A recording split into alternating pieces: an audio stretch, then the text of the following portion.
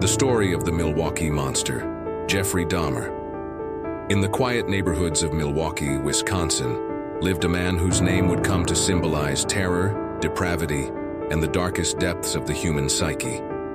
Jeffrey Dahmer, often referred to as the Milwaukee Monster, was responsible for a series of brutal murders that spanned over a decade, leaving behind a trail of victims and a chilling legacy.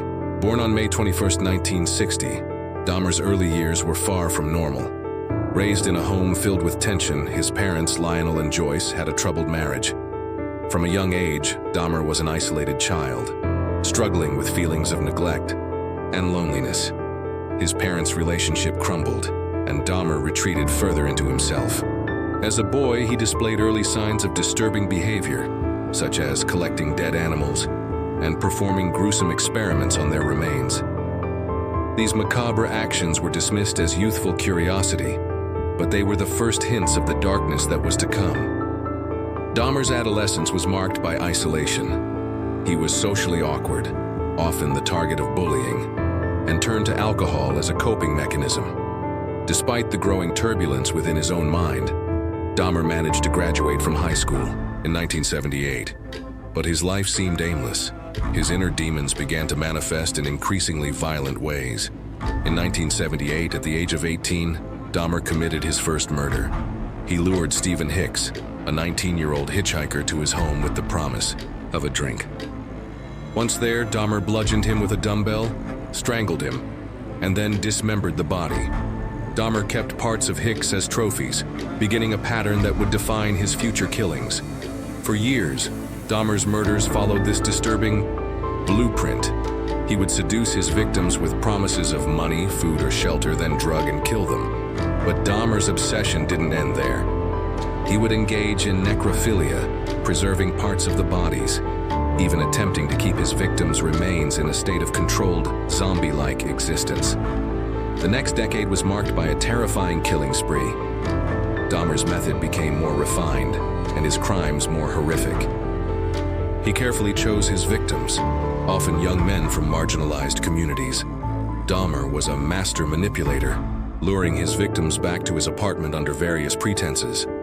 Once there, he would drug them, strangle them to death, and then proceed with the grotesque dismemberment of their bodies.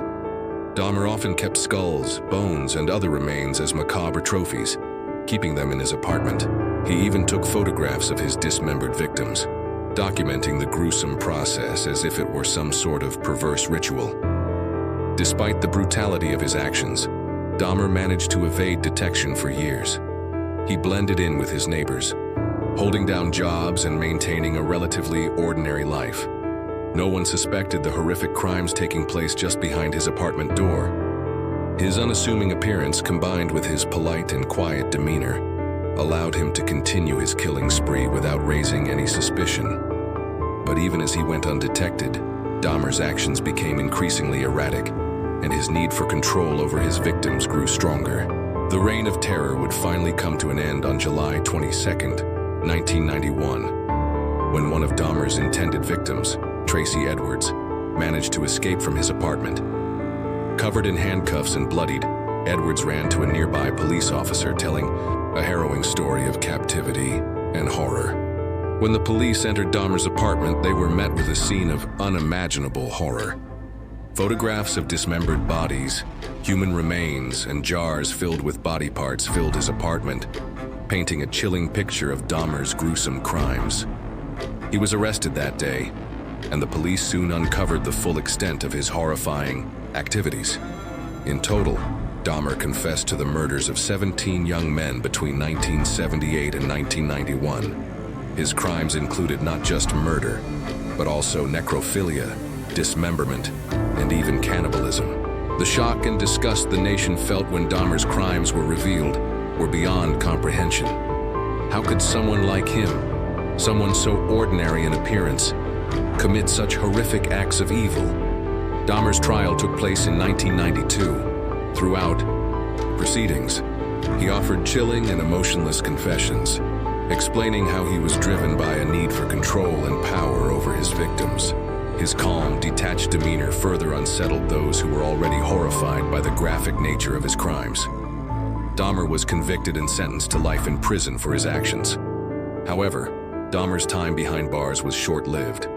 On November 28, 1994, Dahmer was killed in prison by fellow inmate Christopher Scarver, who later explained that he had attacked Dahmer after being repulsed by his crimes.